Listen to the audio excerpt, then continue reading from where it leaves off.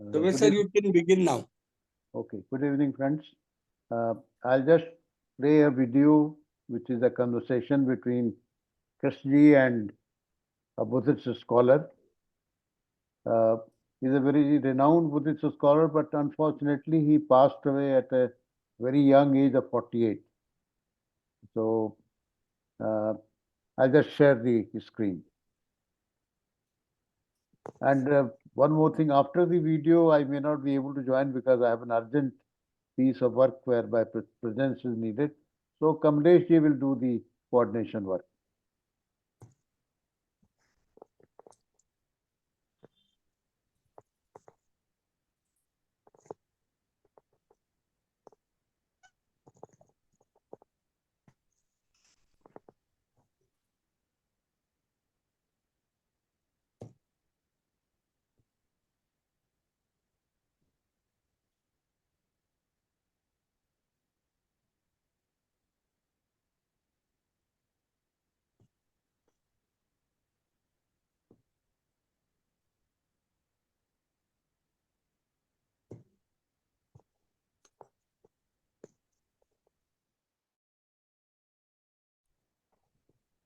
Are you able to see it?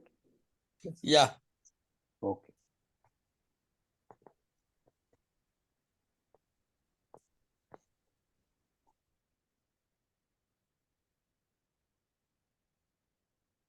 Sir,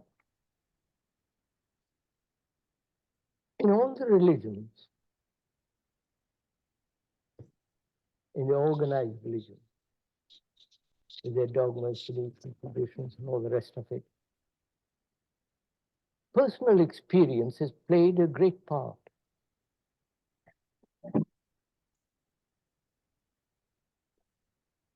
The person has become extraordinarily important. Not the teachings, not the reality, but the person. And most people seek personal experiences.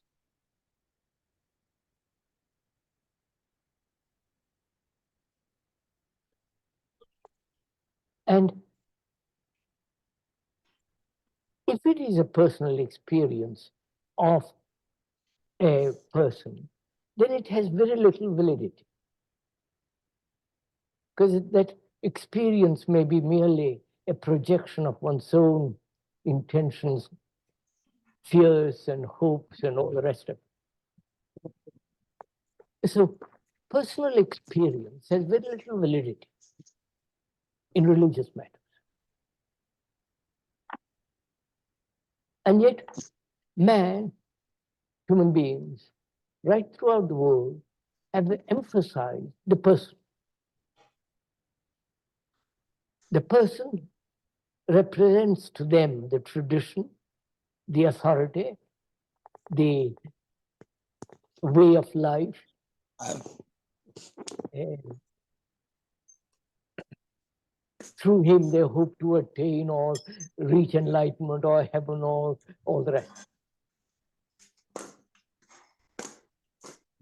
Personal experience is really no value at all where truth is concerned.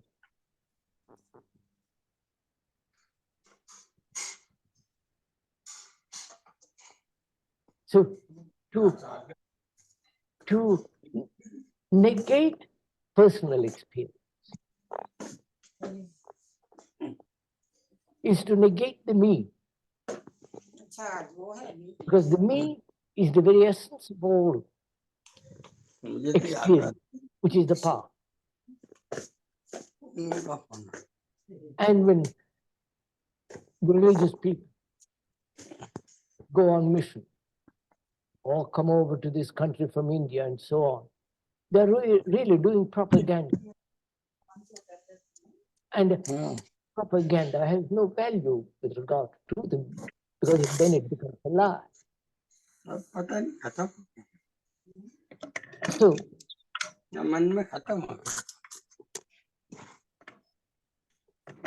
if one puts aside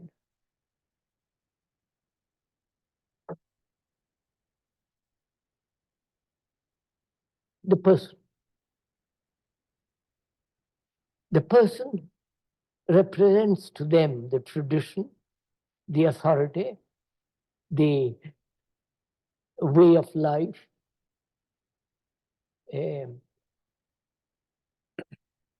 Through him, they hope to attain or reach enlightenment or heaven or all the rest. Personal experience is really no value at all where truth is concerned.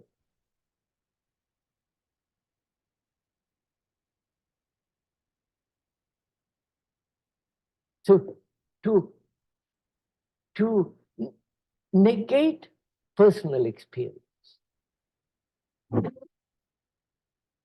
is to negate the me.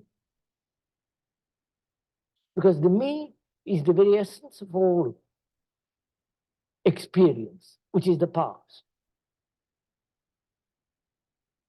And when the religious people go on missions or come over to this country from India and so on, they're really doing propaganda.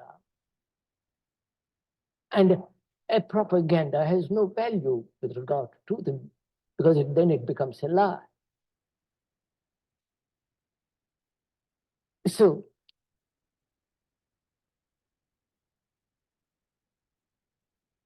if one puts aside totally, completely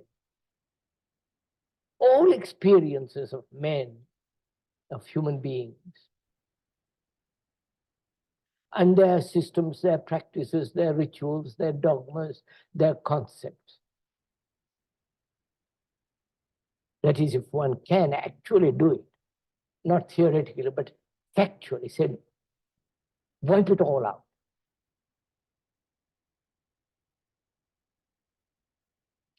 Then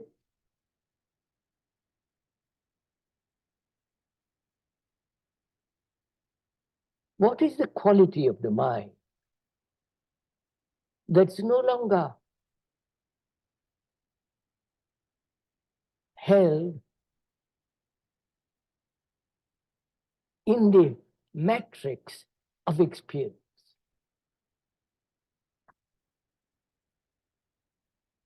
Because truth isn't something you experience. Truth isn't something towards which you gradually progress. It isn't that through infinite days of practice, sacrifice, control, discipline, come to it. If you do, then it's personal experience.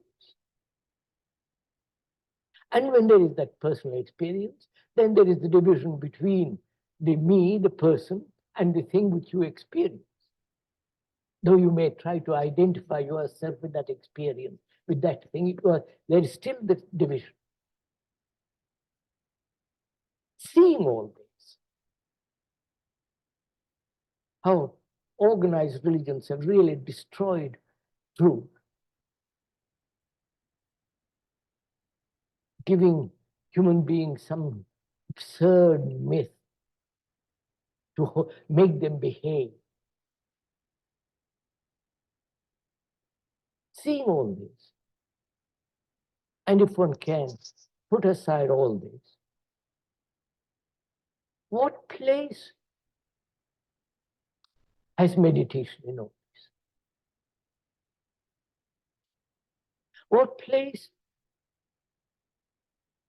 a guide, a guru, a savior, a priest? Just now I noticed in the corridor, somebody from India preaching transcendental meditation. And attend his class, and you practice every day, and you will have greater energy and ultimately reach some kind of transcendental experience. And that it really is quite I can't put it too strongly. It is really a great calamity when such things happen to people. When they come over from India or from China or Japan to teach people meditation. They're doing propaganda. And is meditation a thing that you practice daily, which means practice means conforming to a pattern, imitating,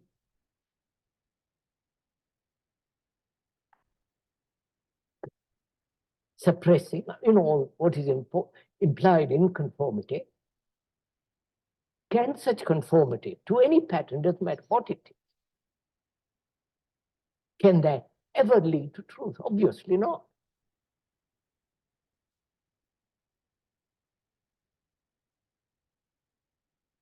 Then what is meditation? If practicing exists,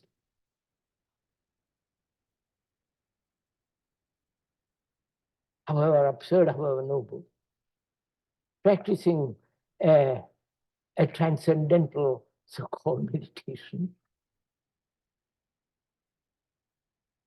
if you see the falseness of it, actually see the falseness, not just theoretically, actually see that it has no meaning, then what is meditation? Yadapati Inspector, Then what CISF, is, Bangalore. first of all, the traditional meditation, whether it's Christian meditation or the Hindu, Buddhist, Tibetan, or Zen, and the whole varieties of meditations and their schools. For me, all that is not meditation at all.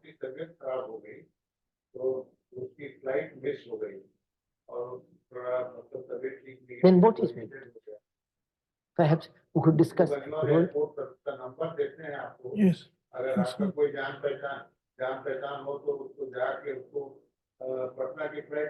Why should one make meditation to a problem? We have got enough problems, human beings, both physically and psychologically. Why add another problem about meditation? You follow what I mean? Why give a human being one extra problem when he's got 1,000 problems? So, is meditation a way of escaping from his problems and avoiding what actually is? And therefore it's no meditation at all.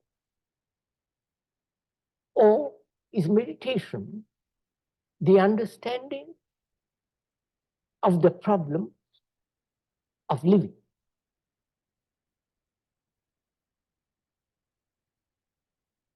Not avoiding it, of the daily living with all its problems. If that is not understood, if that is not put in order, I mean, I can go and sit in a corner and follow somebody who will teach me transcendental or nonsensical meditation, and it has no meaning at all. Right, sir? So what is it to you to meditate? What does it mean? I hope I haven't made it too difficult for you to answer this question, because I a denial to me all that kind of meditation, of practice of constantly repeating a word, as they do in India, as they do in Tibet, as they do all over the world, Ave Maria or some other word, repeat. It doesn't mean nothing. You make the mind more absurd and grotesque than it is. So, if I may, together inquire into this question. Is it because it's a long established tradition that you must meditate? And therefore we meditate. I mean, a Brahmin boy, when I was a small boy, I vaguely remember. Being a Brahmin, you went through a certain ceremony.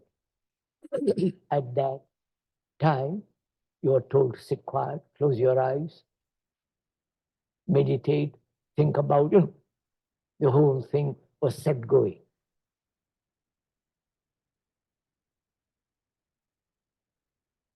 So if we could together examine and share what is meditation, what are the implications of it? Why should one meditate at all?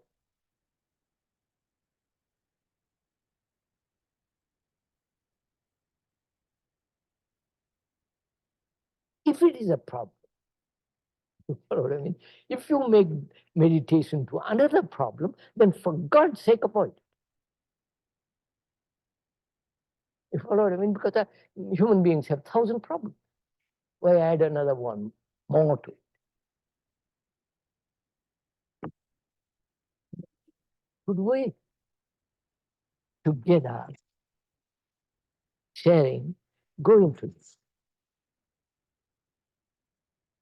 seeing the traditional approach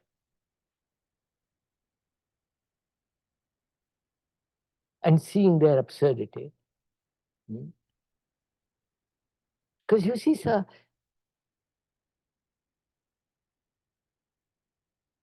unless man, human being, becomes a light to himself, nothing matters.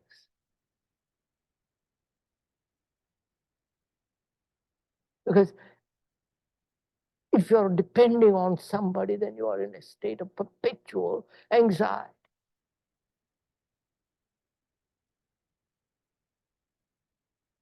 So, could we examine this tradition? First, why should one meditate?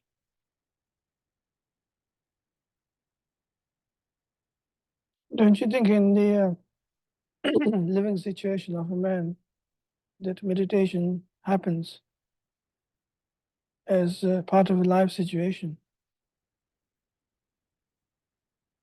So, a human being has innumerable problems, right?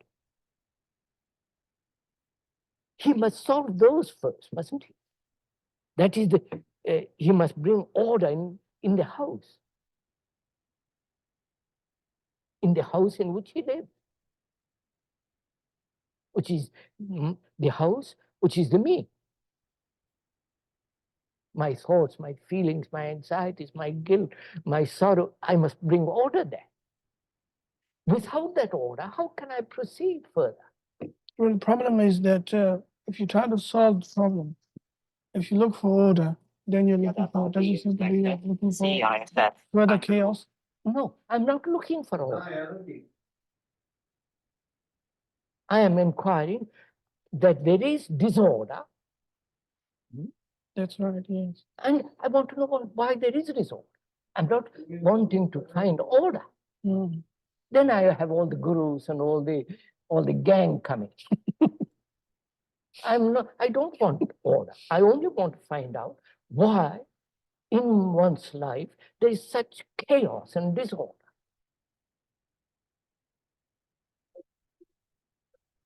Well, and a human being must find out, not ask somebody to tell him why there is disorder.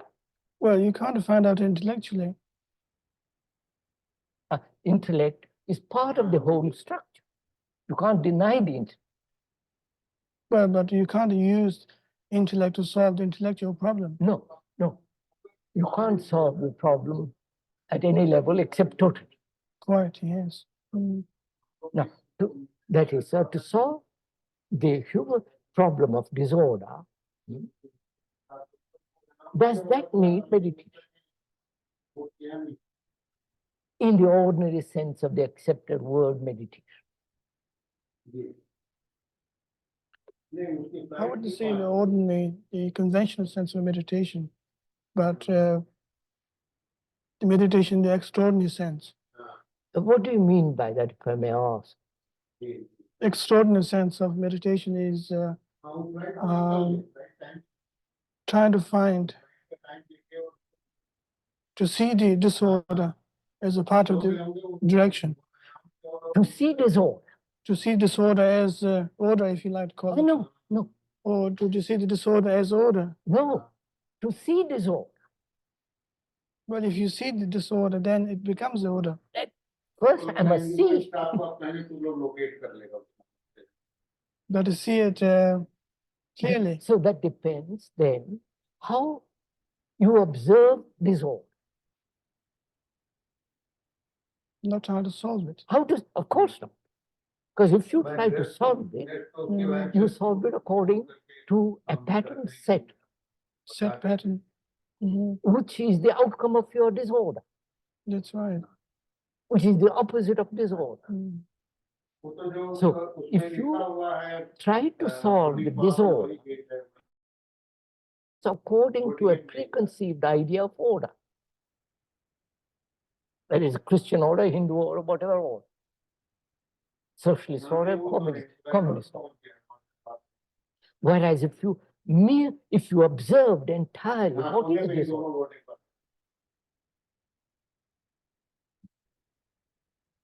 then there is no duality. I don't.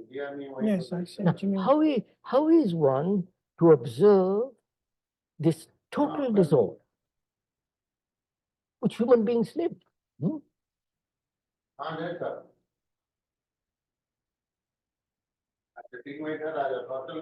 The disorder that when you see a television, the commercials, the hectic violence, the absurdities, the human existence is a total disorder. Killing, violence, and at the same time talking about peace.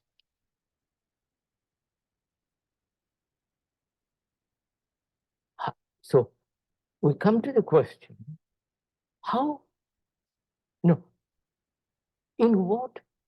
what is observation of disorder?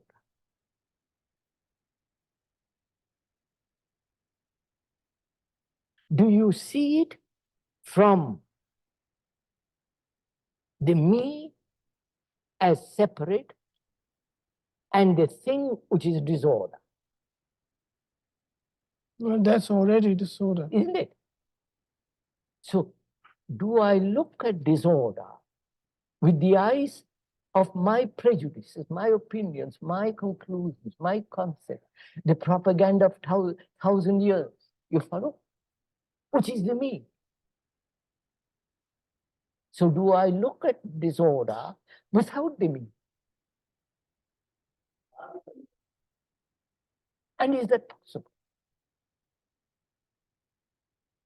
So that is meditation. You follow, sir? Not all the rubbish they talk about.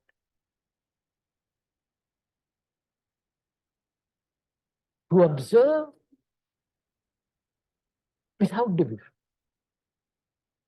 To observe without the me who is the very essence of the past. The me that says, I should not, I must not. The me that says, I must achieve, I must gain God or whatever it is. So can there be an observation without the me? You see, if that question is put to an orthodox meditator, you would say it can't because the me is there. So I must get rid of the me. So to get rid of the me is I must practice, which means I'm emphasizing the me.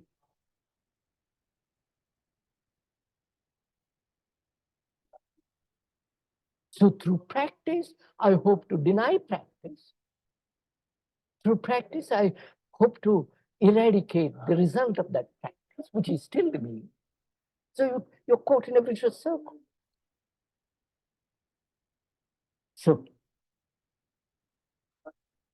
the traditional approach, as I see it, as one has observed it, not as I see it, but as one has observed it in the world, is to emphasize the me in a very subtle way, but it is to strengthen the me.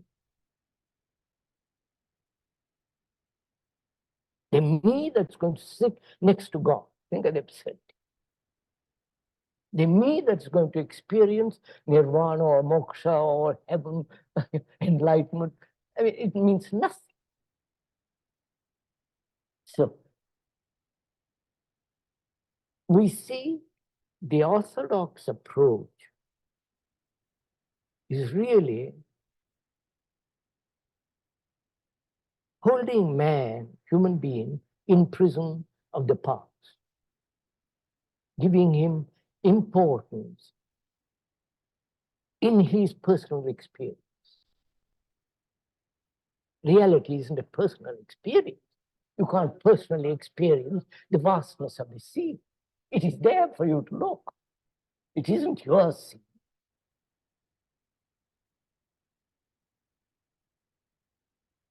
So if you put that aside, then the question arises, is it ever possible to see without the me?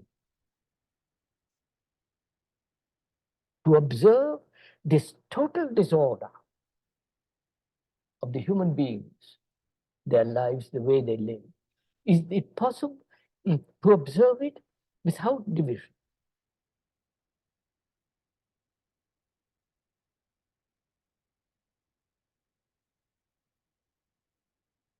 Because division implies conflict, like India and Pakistan,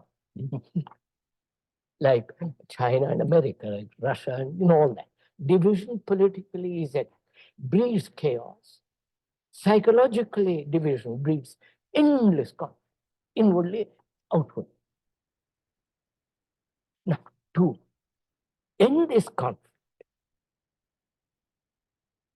is to observe without the me. Even say observe. To observe what is. Well, when you observe, then you are judging, questioning. No, that's what when you observe, you can observe through criticism, through evaluation. But the total observation. Yeah, That's partial. that's But right. to observe totally, in that there is no evaluation at all. There's no observer either. Therefore, what is meditation then? That is meditation. That is meditation. So, in observing disorder, which is essentially meditation, out in that observation, there is order. Not the order which the intellect creates. So meditation is not a personal search for personal experience, right? Meditation is not the search for a transcendental experience which will give you great energy to become more mischievous. Meditation is not personal achievement sitting next to God. Meditation then is a state of mind in which the me is absent, and therefore that very absence brings order. And that order must exist to go any further. You follow? Without that order, I mean, things become silly. It's like these people who go around dancing, chanting and repeating Krishna, Krishna, all that silly stuff. That's not order. They're creating colossal disorder. As the Christians are creating great disorder. As the Hindus, as the Buddhists, as long as you are held within a pattern, you must create disorder in the world. When you say, well, America must be superpower, you're going to create disorder.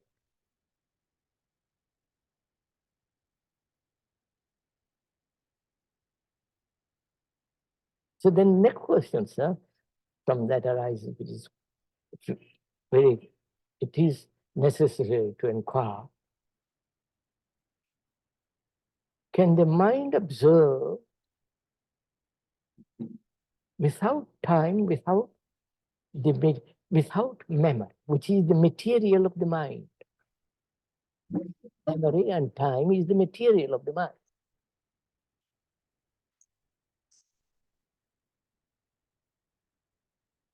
Can it observe without those two elements, time and memory? Because if it observes with memory, the memory is the center, the mean, right?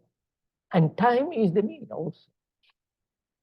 Time is being the evolution of the brain cells as evolving, becoming all the rest. So can the mind observe without memory and time? Which is only possible when the mind is completely still.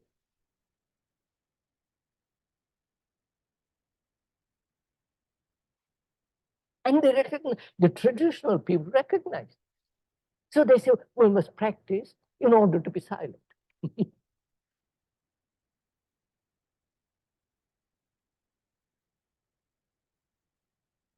To control your mind. You know, the tricks they play.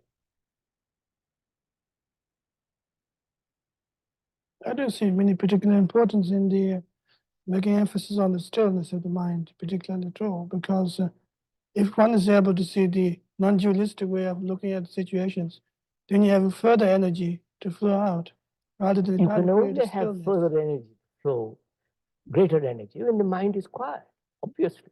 But the making emphasis on the stillness is I know. No. We said to observe disorder.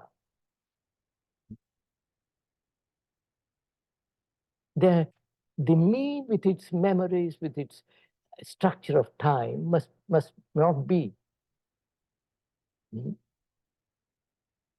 Then in that quality, there is a quietness of the mind which observes. That stillness is not an acquired practice thing. It comes natural when you have order.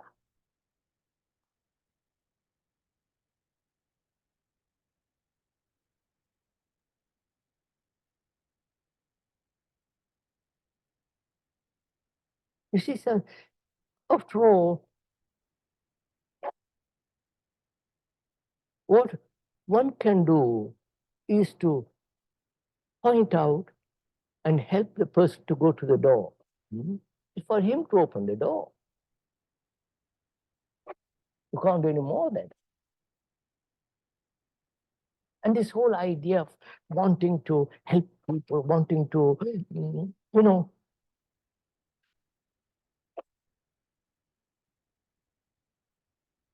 you become a do-gooder.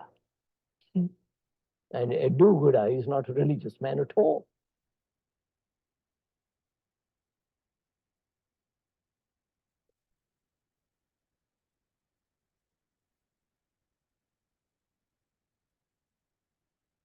You go on with this.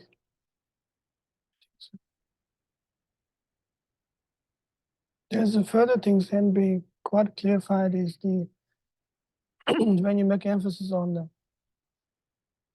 absolute peace, I said, sir, complete order is complete quietness of the mind. Quietness of the mind is the most active mind. That's what I want you to say. It is the most dynamic thing. Mhm. It isn't just a dead thing. Mm. Well, people could misunderstand. And because they're only used to practice, which will help them to become, that is dead. Mm. But a mind that has gone inquired into all this way, becomes extraordinarily active and therefore quiet. That's what I mean. It's like a great dynamo.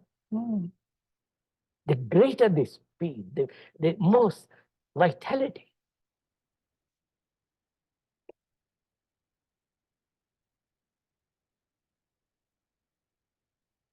Of course, the man, I don't know, is seeking more energy. He wants more energy to go to the moon, to go and live under the sea. You follow, he's striving to have more and more and more. And I think this search for more does lead to disorder.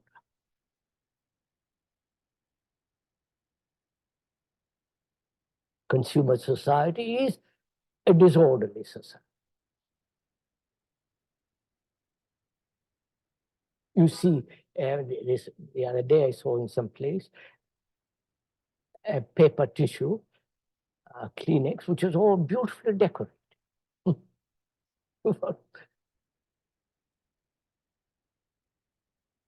So,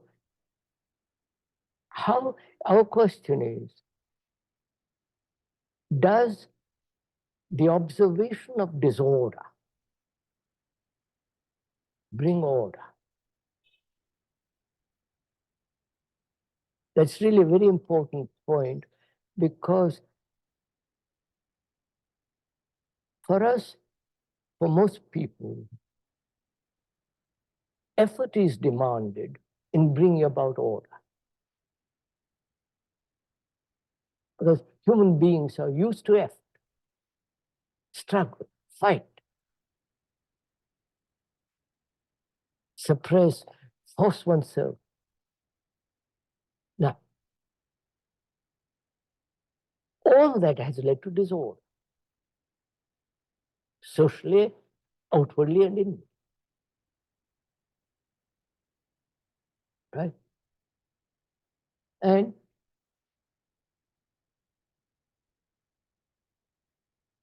the difficulty with human beings is that they've never observed. They've never observed a tree, a bird, without division.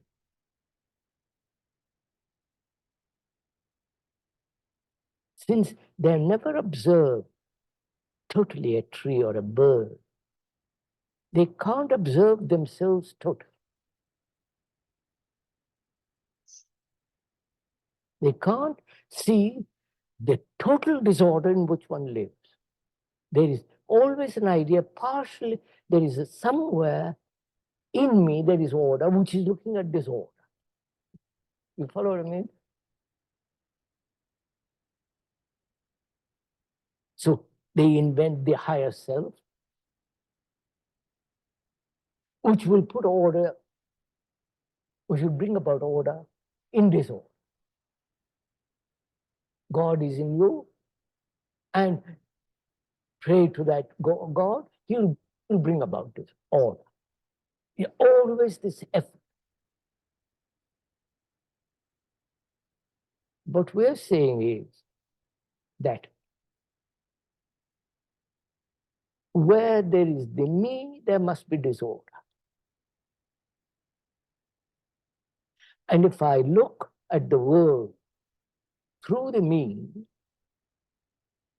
the world outside or the world inside, there is not only division, which brings conflict. That division creates chaos in the world. disordered. Now, to observe all that totally,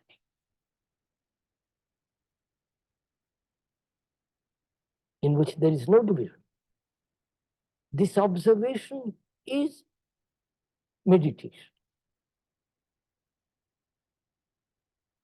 For that, you don't have to practice. All that you have to do is to be aware what exactly is going on inside and outside. Just to be aware.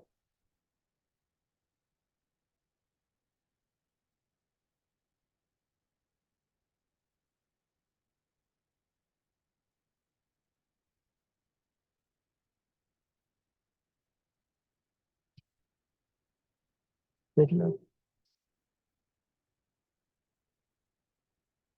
I think we have That's enough, isn't it?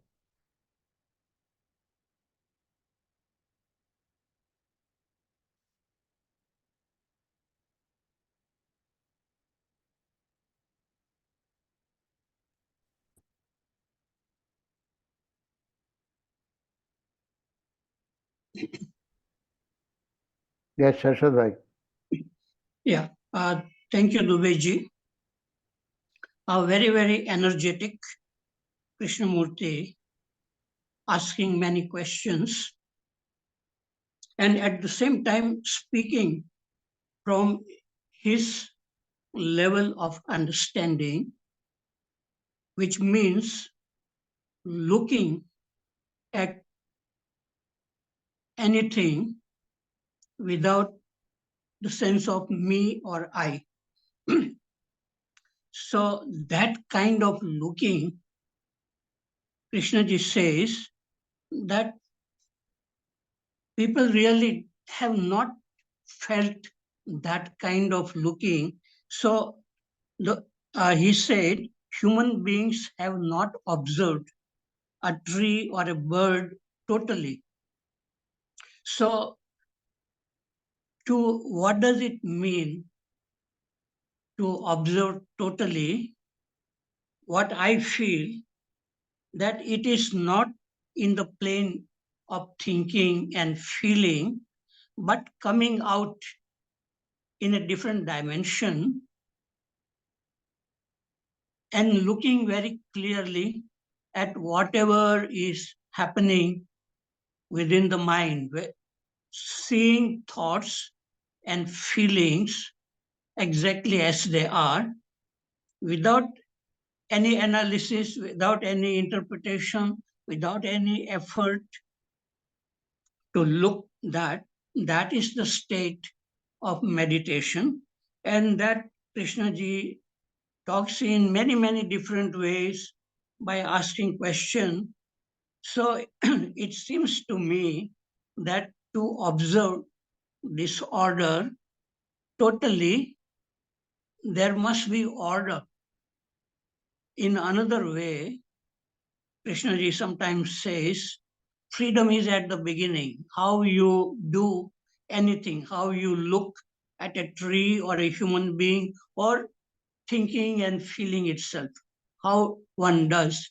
So that way of, that state of looking in which the me or the self is not looking, there is no division between the subject and the object, that state in which there is no division between the observer and the observed, that is the state of meditation. And Krishnaji talks about it in many different ways, asking questions about that. And what he says is very, very beautiful. But it seems to me that people who have not really observed that way, generally scholars, philosophers, they always try to understand. But here Krishnamurti is trying to say that there is nothing to understand, only to see what is happening, and without any effort, without any objective, without any motive. And that is the difficulty most human beings have in understanding Krishnamurti, because they have not experienced or felt what Krishnamurti is talking about, observation without the me, where there is no division between the observer and the observed. So even to little children, he is asking, how do you look at a tree or a human being or your friend or husband and wife? So this is the basic of Krishnamurti teachings, which is very, very wonderful. But if it is not understood, it can lead to many conflicts, and people may try very hard to understand by thinking, but then it will complicate. So either you understand very quickly what Krishnamurti is saying, or you don't understand and you try to understand, and you can waste many, many years trying to understand Krishnamurti.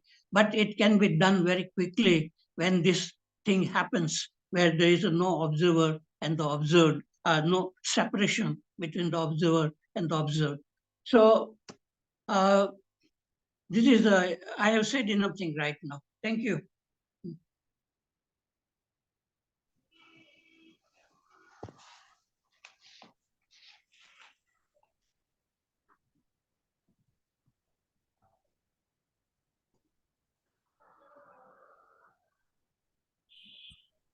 Dinesh Waghmare, Waghmare is unmuted, sir. are you able to hear me, sir? Yeah, Yes. we are able. Is it clear? Voice It is clear. listening is clear? Okay. I would like to discuss today's topic from a different point of view altogether. JK superficially, all these are my views. JK superficially seems to have criticized the tradition in this dialogue, especially the Guru. In my views, he has taken no Guru stance. In my views, he has taken no Guru stance. If we see all the teachings, then they are pointers. JK has not given any method or process. He said one has to be light to himself. If we see his lectures over the years, one thing is clear that the general people require Guru or no Guru. They need the clarity on the journey of spirituality. This much is very clear when that's why I think Krishnamurti has to give his lectures for so many years because people want clarity. This is a fact to unbiased eyes. It is also to be noted that JK had discussion with Rinpoche, who has a background of tradition.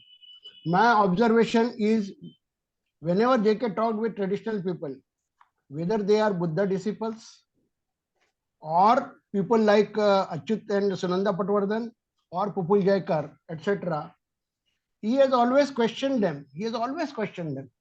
And in the dialogue, he does not criticize till they are in line with the essence of the understanding of the tradition,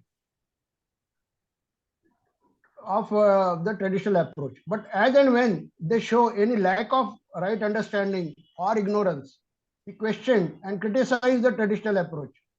Is it because he wanted them to go deeply in tradition or find answers to the question, or he wanted them to approach a right traditional guru?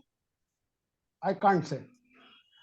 When JK says one has to become light to himself in the duality, polar world, for ignorant people, this becomes the self-authority.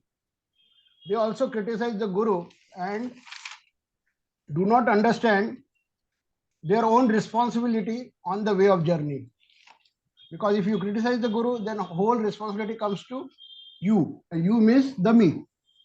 Anyway, in tradition, they also say that personal experience is not important, and it only works as an indicator for a particular issue. Right guru only share the limited experiences which they thought are essential for the disciples.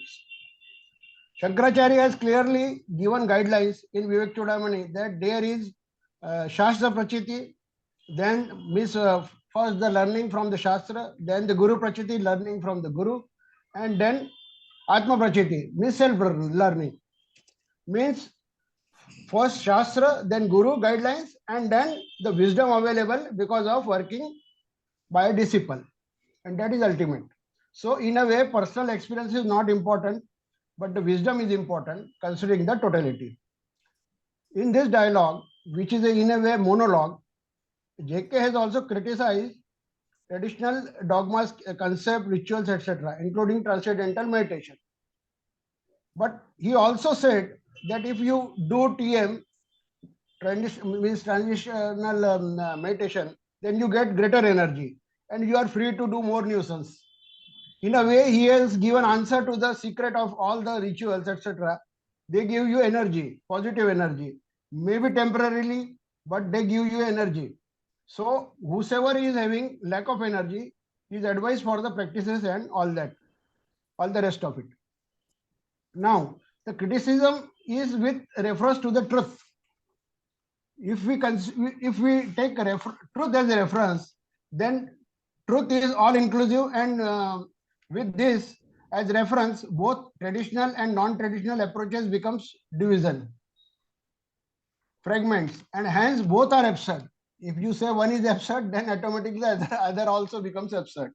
Logic can prove both are equally valid, as logic is a product of intellect. Moreover, tradition's first aim is freedom or nirvana, or whatever you may call it. But in the attainment of the truth, truth unveils. Neither traditional nor non-traditional approach give you truth, as it is all inclusive, pervasive, and even beyond. This JK also confirms. JK is right. First, one has to put house in order. For this, both tradition and non-tradition had their approaches. One is having positive working and another is having negative or negation as approach.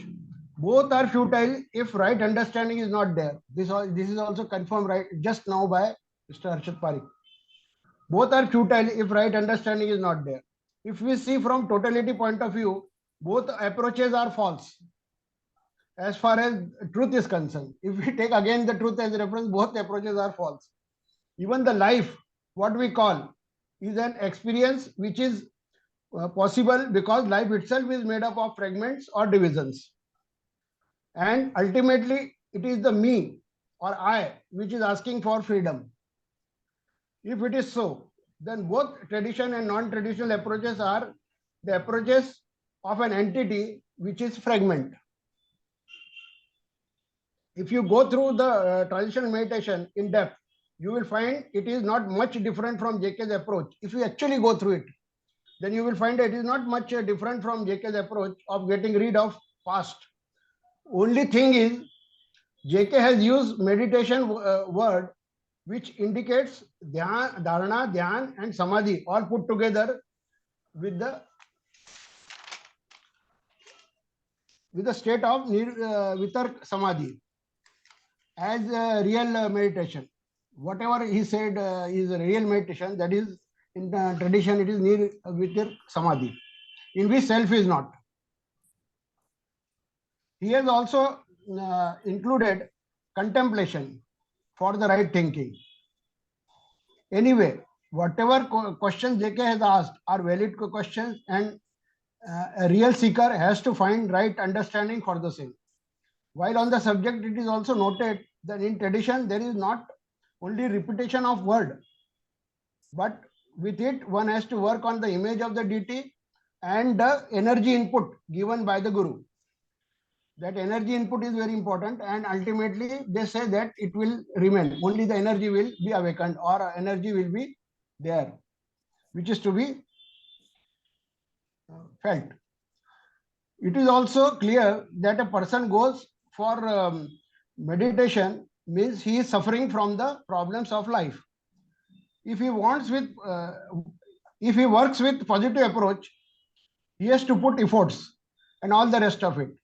If he negates them in a way, like Buddha, he has to deny the life experiences, which automatically means going beyond the principle of pleasure and pain, likes, dislikes, attachment and sentimentality, etc., which is a main hurdle for the negation. So, one has to really see this. Now, JK asks, can mind observe without memory and time, which is possible only when the mind is still, when me is not there. So, JK says mind should be quiet or still to observe disorder. So again, what is first? Stillness of mind or to see the disorder and in seeing get order? Again, this paradox which we have also discussed last time, whether mind will be quiet first and silent, and then there will be other things or wisdom or insight, etc. So he further says, one has to be aware, just aware, totally aware. But we also know that when he has gone through the, when one goes through the JK teaching, he has also talked about the heightened awareness and other dimensions and all that. So this is just starting point, just to be aware, or see a tree and plant or anything, even yourself inside, without without any bias or without any or we can say with choiceless awareness, just to observe. So this is just a starting point, in my views.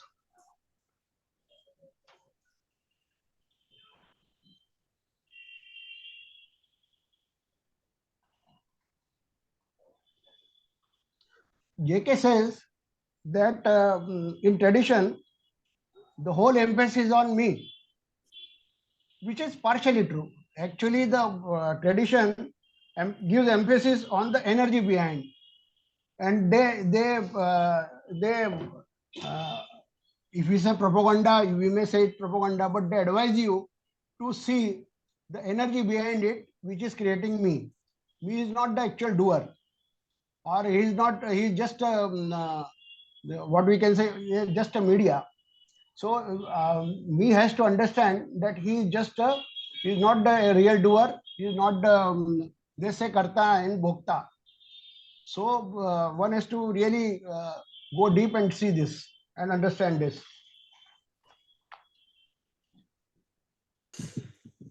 Right now, I want to submit this much only. Thank you. Prasad sir, please unmute and Namaste, sir. pranam.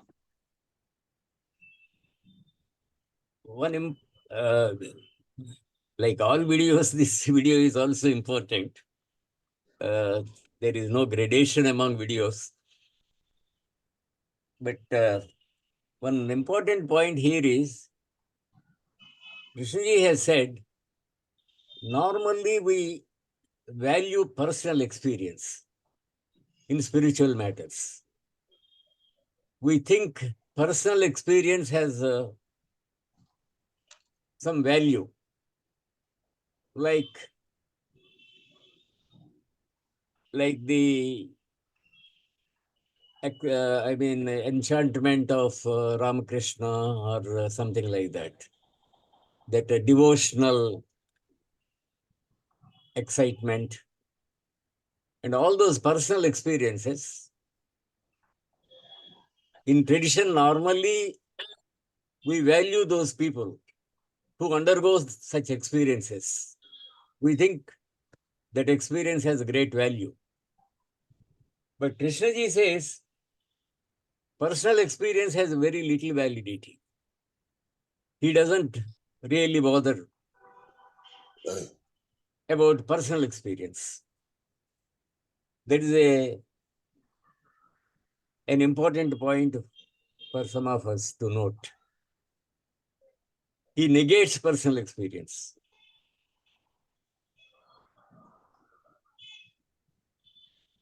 This personal experience can be the result of your own intentions, your own wishes, your own hopes, your own background.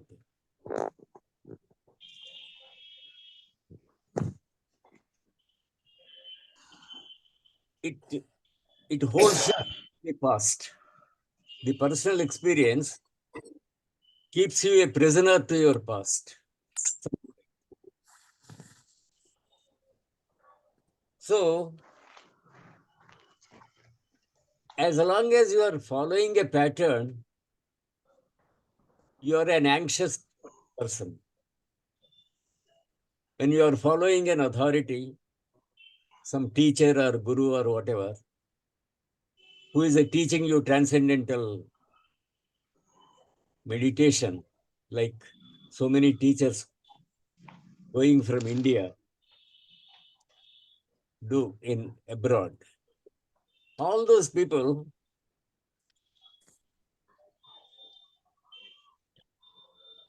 they follow a pattern, chant a mantra or repeat certain words, like Ave Maria, etc. So he says, following a pattern has no value. It keeps you a prisoner and it makes you anxious. You're always comparing your achievement with the result, your result with the achievement, because there is a desire for an achievement in following a pattern. So he doesn't, he is against, actually. He almost ridicules all such efforts. And then, as Mr. Waghmare has said, he says, memory and time are the material of the mind. Can you observe your disorder without these materials? So, behind every effort, spiritual effort advocated by tradition, there is a strengthening of the self. They want to eradicate self or dissolve self, but ultimately they result in strengthening the self. When I am following a silence deliberately, when I want to be silent, I become, my self is strengthened. I take credit. I have observed silence for half an hour today. I increase it to 45 minutes tomorrow. So like that, a gradual progress. Krishnaji clearly says truth is not a matter of gradual progress. We may wonder, if it is not a gradual progress, what is it? Is it a sudden enlightenment? And we don't have the courage to say, yes, it is sudden.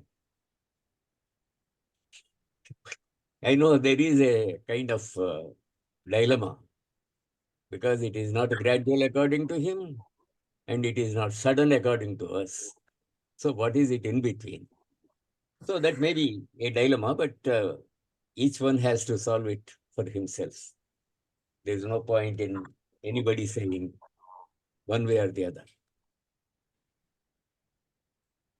He says complete order is the complete quietness of the mind. So what is a complete, a mind which is completely in order? It is completely quiet. It is completely silent. That mind, and you cannot achieve that silence through effort or deliberate meditation, trying to snatch a bit of silence. No. It comes only through the observation of your own disorder. And he has made for me, a very great statement. That is, he says, we have not observed either plants or birds without division. We casually observe flowers. We don't observe them without division. So, because we don't observe plants and birds and animals without that type of division, we can't observe ourselves also totally.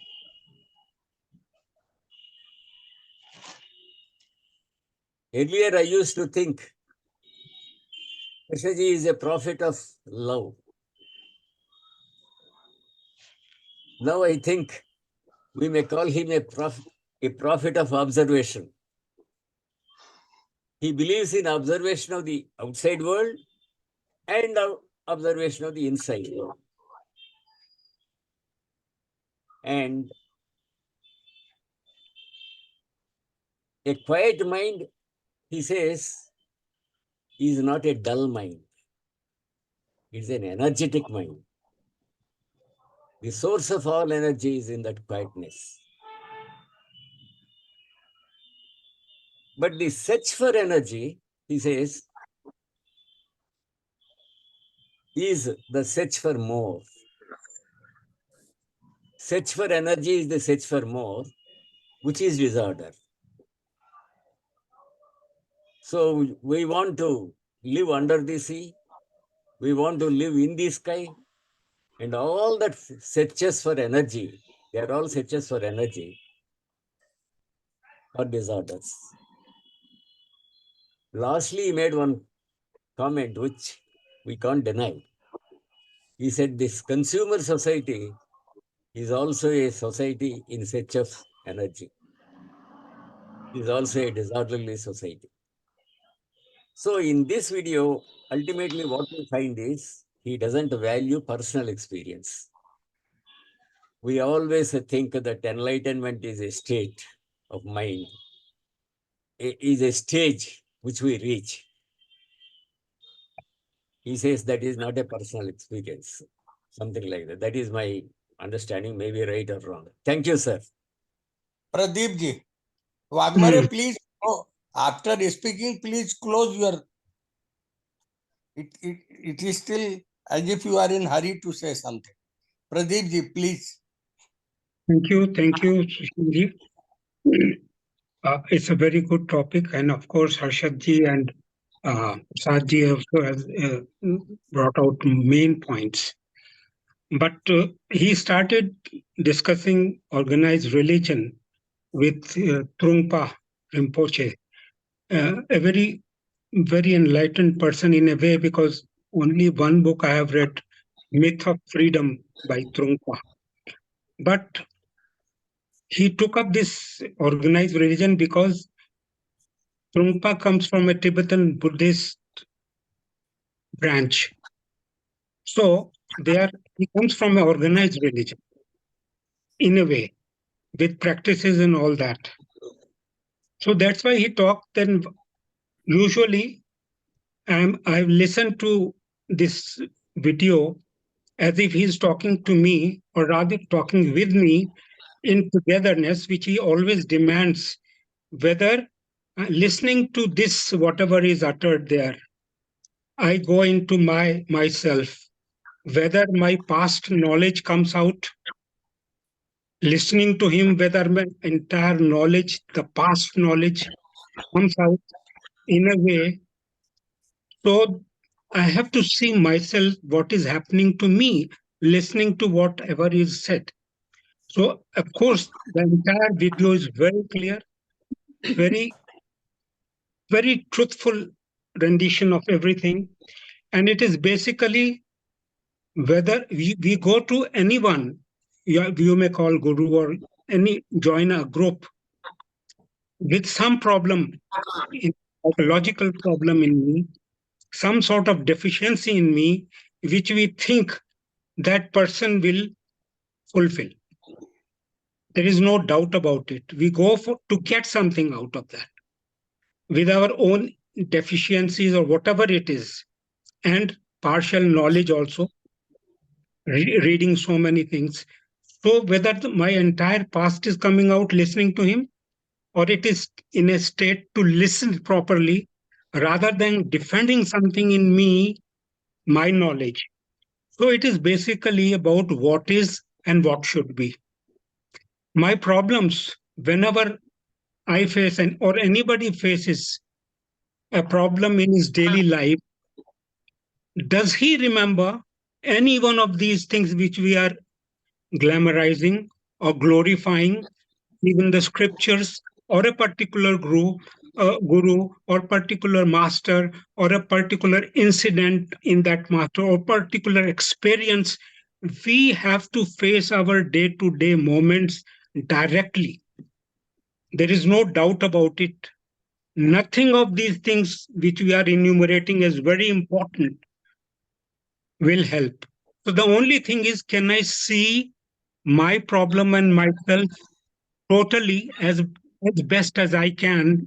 Then only there is a possibility of solving that.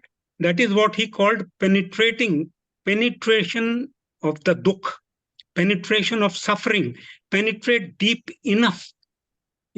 All of us go out with a suffering thing to places or to books or whatever it is. So first thing is, do we know that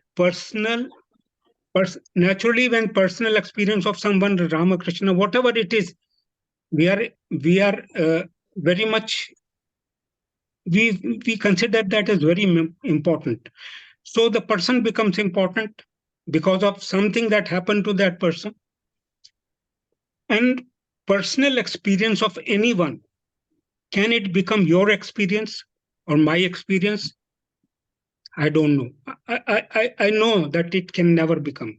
It becomes my experience, no, which somehow we considered as truth because he said it and he's a known person and he knows the truth. And to get that truth, I am going there to get certain things.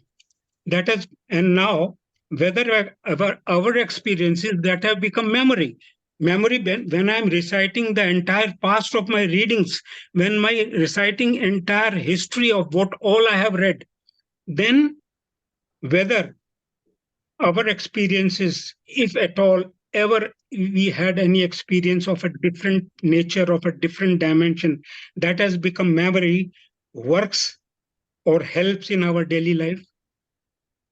Conformity can never lead to the truth. Can we realize it? Conformity to any pattern, any person, any location, can it reveal what is happening right now when I'm undergoing some experience?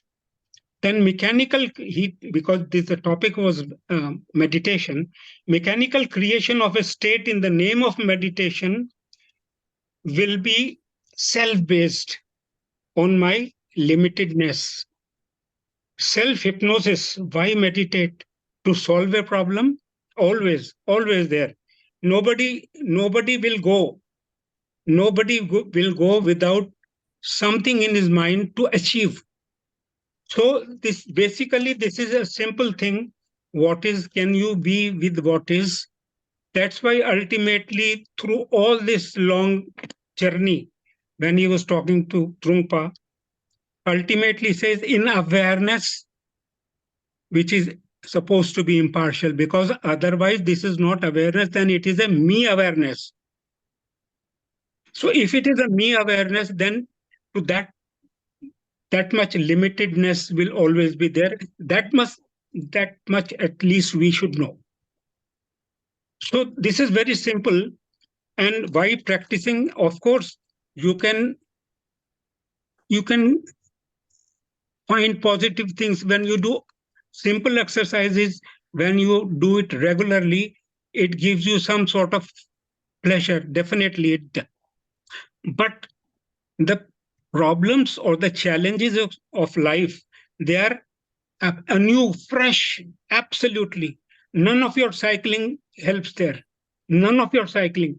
You don't have time to even say that this is that, and this is the solution they had told me. No time is there. So you have to deal it as such. If I can see my problem as deeply as possible without my insistence for any particular experience or happiness or whatever pleasure or whatever it is, if that is there, then I can see my problem very clearly. And solution lies in the problem. There is hardly any doubt. Very logical, very clear to all of us. Thank you very much. This is all what I wanted to say. Harshad Parekh, sir, please unmute it. Sir. Harshad, Yeah. sir. I agree that tradition helps many people to understand what is happening within them and to find freedom. Tradition helps. It is a gradual path, but Krishnamurti's path is very quick. As he said, to go very far, you have to start from what is near, and the near is your own self, what is happening within our mind. So, people who are deeply passionate to understand their own mind in the daily life of relationship, they are curious, watching what is happening and also listening to Krishnamurti or reading, then the understanding happens very quick, I feel. And that is the beauty of Krishnamurti. But people who are interested in understanding Krishnamurti and his teachings, then they will find it very difficult, because Krishnamurti cannot be understood, his teachings cannot be understood, but what we are, we can see ourselves clearly, what is happening moment by moment. And that is the real freedom, when we can see without any effort to look at what is happening, just as an observer, pure observation, without the observer who is trying to understand. So in Krishnamurti, there is no trying to understand. Either you see it or you don't see it. And that makes it very difficult for most people. So people who are not benefited by Krishnamurti and they think that Krishnamurti is a very mysterious personality and only he can do what he's talking about, then it is better to go through Buddhism or some other traditional philosophy which can bring you slowly and cultivating silence, and maybe at one time there is a sudden understanding happen after a long years of trying to understand. But in Krishnamurti, it is very quick. Either you see it or you don't see it. So that is the beauty of Krishnamurti, but at the same time, it is very difficult also. Thank you. Dinesh, please unmute. With reference to Prasad sir's saying that personal experience makes you present to the past. Here my question is, I negate my greed, I negate fears, I negate my sentimentality. Is it not an experience? Silent mind is no mind. Whatever the actual description in my views JK has done, silent mind is basically a no mind. Other side, he has already clarified the contents of consciousness is consciousness. If there is no content,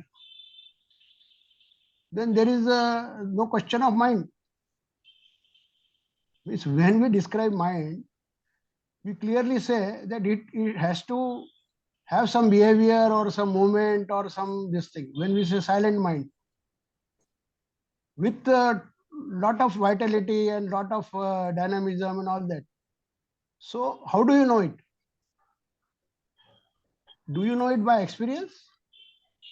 What logic says? Can you know it by experience? If you say it is by experience, then it is absurd. Yes, JK said.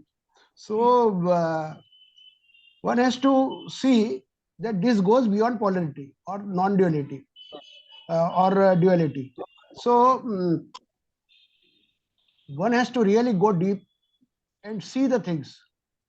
Not we can say that this personal experience makes you present to the past and all that. You make such statements which is It is one way of looking at the things.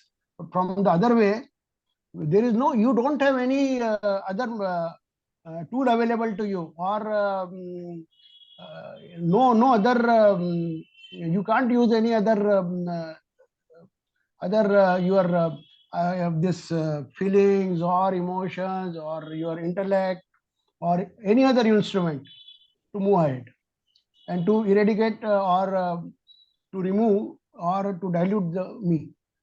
Thank you. Pradeep ji, only 4 minutes are left, and Ravi has to ask. I'll take at least 1 or 2 minutes. Be 1 or 2 brief. minutes Be about brief. Dinesh's observation that Yeah. silent mind is a no mind. Actually, no mind. So, silent mind is the energy to receive any moment as such, and responses will be automatically. What they're seeing is perception is action. So we need not bother about it, what will happen, what may happen, fears and all that. So when you are free from your past, because prisoner of the past, we were we were we were in a way uh, reacting to that statement of his, that we are the prisoners of the past. We do are. I am, I can say, so that we actually can exclude certain people who have got their light uh, enlightened through other processes. But the silent mind is a mind that can receive and see exactly what is. So that's why he is the most active to receive things as they are. I don't think there is any ambiguity in this problem, is there? No. But we don't want to leave our knowledge, our past, our knowledge we don't want to leave. We feel hurt if someone says that this is all, what you are talking is all memory. It doesn't have any bearing on the present moment. Then people get hurt. But otherwise, there is nothing. Absolutely, it is so very clear. Thank you very much. Ravi Kaushal, I could not give time. Yes, yes, sir. Previous Am I time. audible, sir? So please, full 2 minutes are with you. Okay, sir. Am I audible, sir? Hello. Yeah. Am I audible, sir? Yes, Okay. yes. You are audible. Oh, Not okay, visible. sir. Be visible Okay. too. Okay. Be visible too.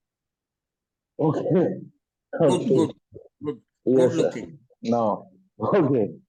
So, Harshad Parekh started with always he started.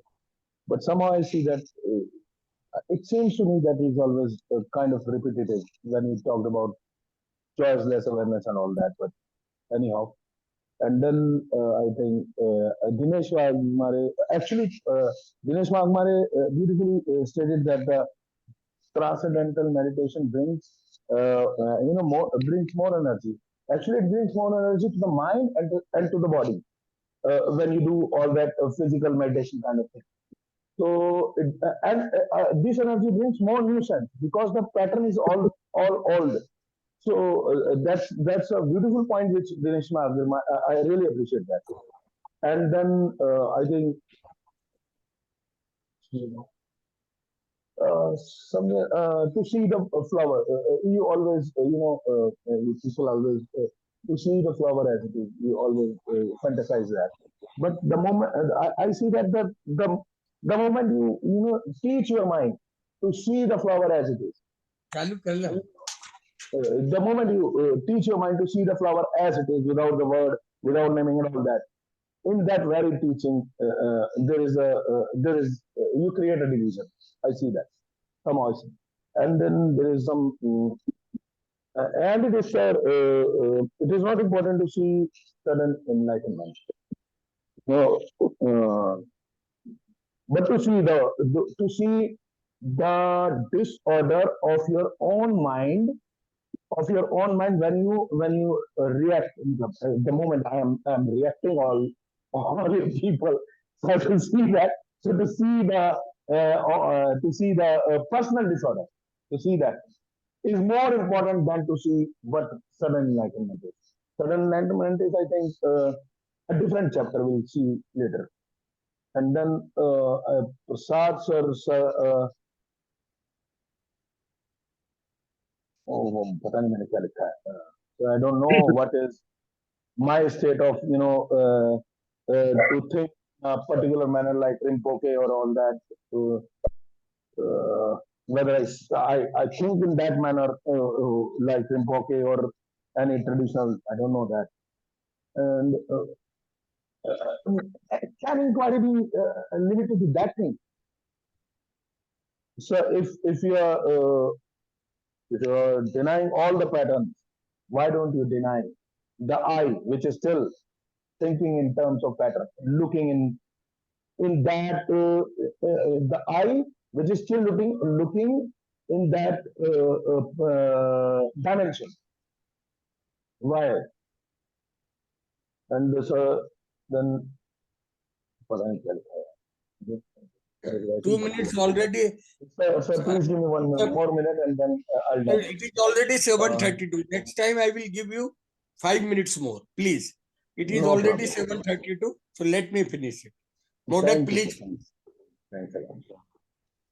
please finish. Thank you.